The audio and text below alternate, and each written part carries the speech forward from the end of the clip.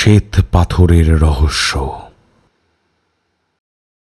এই ঘটনার সমস্ত চরিত্র, স্থান, কাল সবটাই কাল্পনিক। কোনো জীবিত বা মৃত ব্যক্তি বা কোনো সম্প্রদায়ের কুসংস্কার, সংস্কৃতি ও ধর্মীয় ভাবাবেগের সাথে এর কোনো মিল খুঁজতে যাবেন না। এটি শুধুমাত্র বিনোদনের উদ্দেশ্যেই নির্মিত। বন্ধুরা, শ্মশানের সিকিউরিটি গার্ডের প্রশ্ন উত্তর অনেক দিন বন্ধ ছিল। আবার নতুন করে আগামী পর্বগুলোতে থাকবে নতুন নতুন রহস্যময় প্রশ্ন। তাই একবারও স্কিপ না করে পুরো ভিডিওটি মন দিয়ে দেখতে থাকুন। ভিডিও শেষে রইল একটি প্রশ্ন।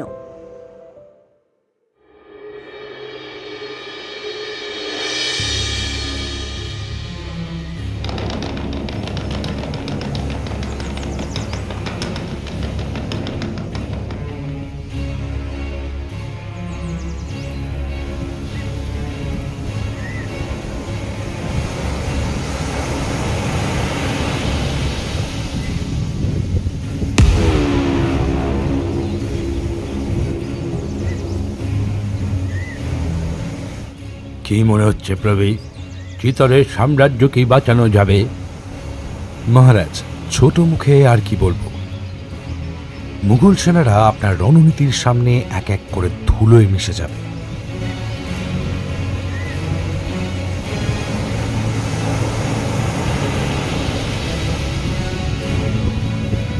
আমরা এত কাছাকাছি চলে এসেছি দেখেও এদের মনে তো কোনো ভয় নেই। তারাও মন্ত্রী, তারাও, এদের দর্প আজ চূর্ণ হবেই। সৈন্যরা সব তৈরি তো? হ্যাঁ মহারাজ। আক্রমণ!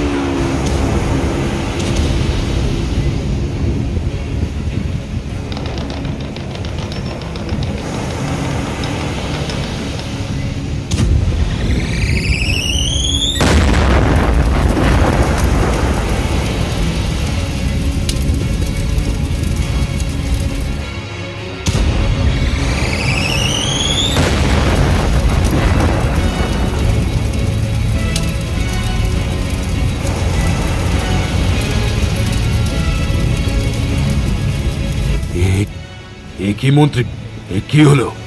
মুঘল সম্রাটের এই কামান কিভাবে বিফল হতে পারে? কিভাবে? আমি তো কিছুই বুঝতে পারছি না।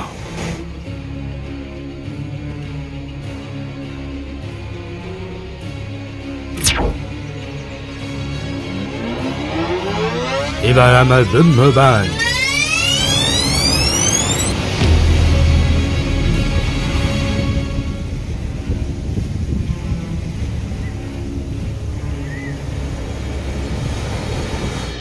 ওহে ডাকাত, কোথায় ছিলে টোল চতুষ্পাঠী? চলে এলে সোজা মুঘল রাজার আক্রমণে। পূর্ব ইতিহাস থেকে আধুনিক ইতিহাস সবই তো শুনে নিলাম, কিন্তু এতে ভূত কোথায়? যেহেতু এই পোস্টে কোনো ভূত নেই, তাই আমাদেরও কোনো কাজ নেই। ঝটপট অন্য পোস্টে এসো। মহারাজ, সবকিছুর সাথে সবকিছুর লিঙ্ক রয়েছে, নইলে কি এতক্ষণ ধরে এই পোস্ট পড়ে শোনাচ্ছি আপনাকে? এই ধরুন, এই টোল চতুষ্পাঠী, এরপর এই মুঘল রাজের সমুদ্রে তলিয়ে যাওয়া, এক্ষুনি সবকিছু লিঙ্ক হয়ে যাবে। ও, তাহলে বলছো যোগাযোগ রয়েছে? অলবাদ আছে মহারাজ। মুঘল রাজ যখন সমুদ্রের জলে তলিয়ে গেল, তখন চিতর রাজ্যে আনন্দের মরশুম। আর অন্যদিকে মুঘল রাজ সমুদ্রের একেবারে গহ্বরে পৌঁছে হাতে পেল সেই শ্বেত পাথর। তার মানে এটা কি সেই শ্বেত পাথর যার মধ্যে বন্দি তাপসের দুরাত্মা? এবং মুনি শঙ্করের ভূত পোস্টে আরও লিখেছেন মহারাজ, যেই না অর্ধমৃত মুঘল সম্রাট হাতে পেল সেই শ্বেত পাথর, সাথে সাথে মহারাজ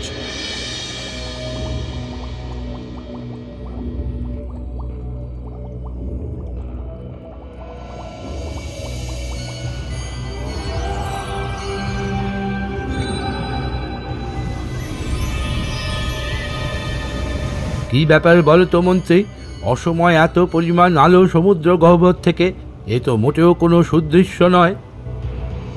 মহারাজ, আমার মনে হয় ওই মুঘল রাজ নিশ্চয়ই অন্য কোনো চক্রান্ত করে রেখেছে, এবং সে ঠিকই কোনো না কোনোভাবে চিতরের দুর্গ অব্দি পৌঁছানোর চেষ্টা করছে।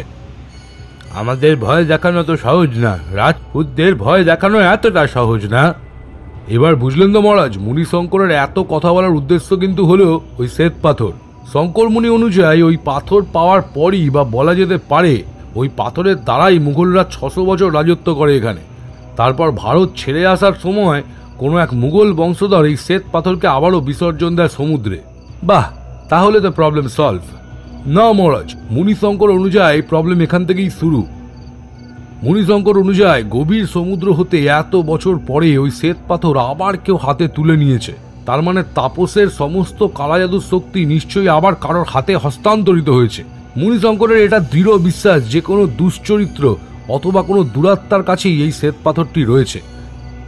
তাই সে প্রেতগ্রামে পোস্ট করেছে যে এক্ষুনি যদি আমরা এই শ্বেত পাথরের অধিকারককে বোতলবন্দি না করতে পারি, অদূর ভবিষ্যতে বড়ই চিন্তার বিষয় হয়ে উঠতে পারে। না, এটা তো সত্যিই ভীষণ চিন্তার। আচ্ছা, অতটুকু বাচ্চার কাছে এত কালা জাদুর শক্তি এলো কোত্থেকে? যাই হোক, আমি দেখছি বিষয়টা। হিংস্ট্রিং জিন আর ঠিক কতদিন লাগবে ভূতশাস্ত্র খুঁজে বার করতে? দরকার পড়লে তান্ত্রিককে ধরে বেঁধে জিজ্ঞাসা করো।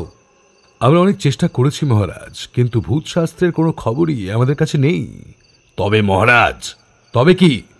আমি কয়েকদিন আগে বাতাসে এক প্রকার শক্তির গন্ধ পাই। অদ্ভুত সেই গন্ধ, খানিকটা পুড়ে যাওয়া শক্তির মতো। সে কি পুড়ে যাওয়া শক্তি? এসব কি বলছো? তোমরা সেই শক্তির অস্তিত্ব যাচাই করনি? চেষ্টা করেছি মহারাজ। আমায় যখনই এই শক্তিটার ব্যাপারে রিম বলল, তখনই আমি সবার আগে সেই শক্তির পিছু নিই। মহারাজ, আমার মনে হচ্ছে এই সব শক্তির মধ্যে কোনো না কোনো ভাবে তান্ত্রিক ভূত জড়িত আছে। এটা কখনোই হতে পারে না।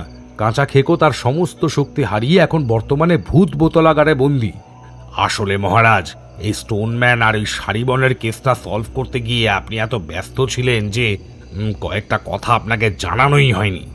মানে কাঁচা খেকো মুক্ত? সর্বনাশ!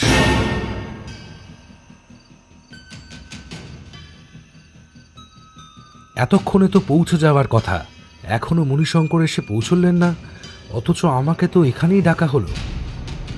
মুনিশঙ্কর, মুনিশঙ্কর! চাপ বাবা, কোথায় গেল রে বাবা? হে শঙ্কর মুনি, আমি এসেছি। মুনিশঙ্কর!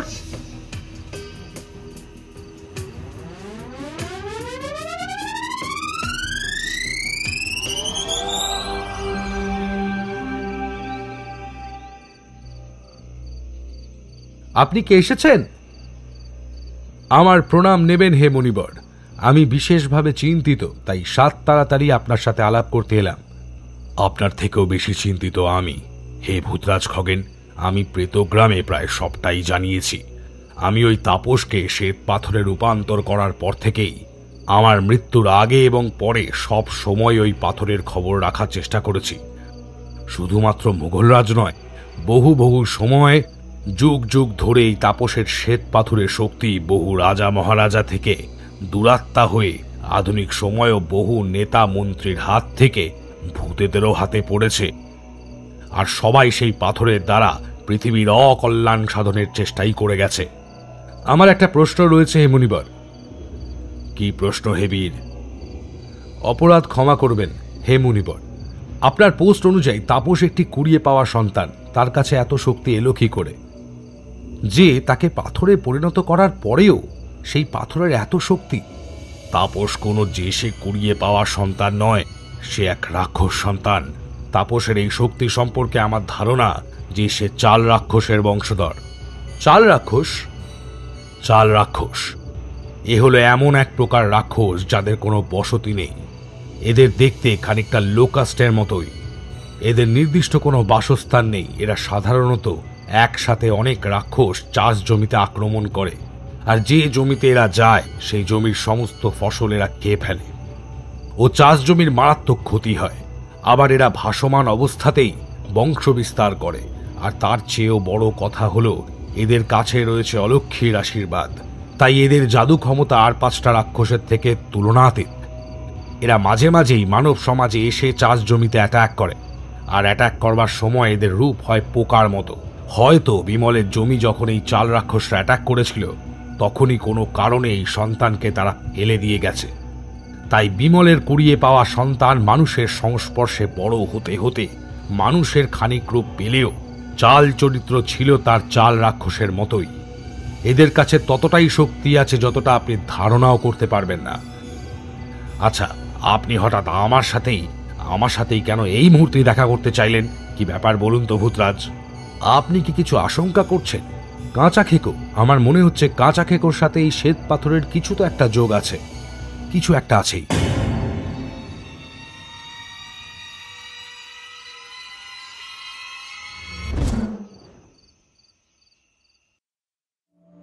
ভিডিওটা যদি ভালো লেগে থাকে তাহলে অনেক অনেক শেয়ার চাই, আর লাইক কমেন্ট করতে কিন্তু ভুলো না।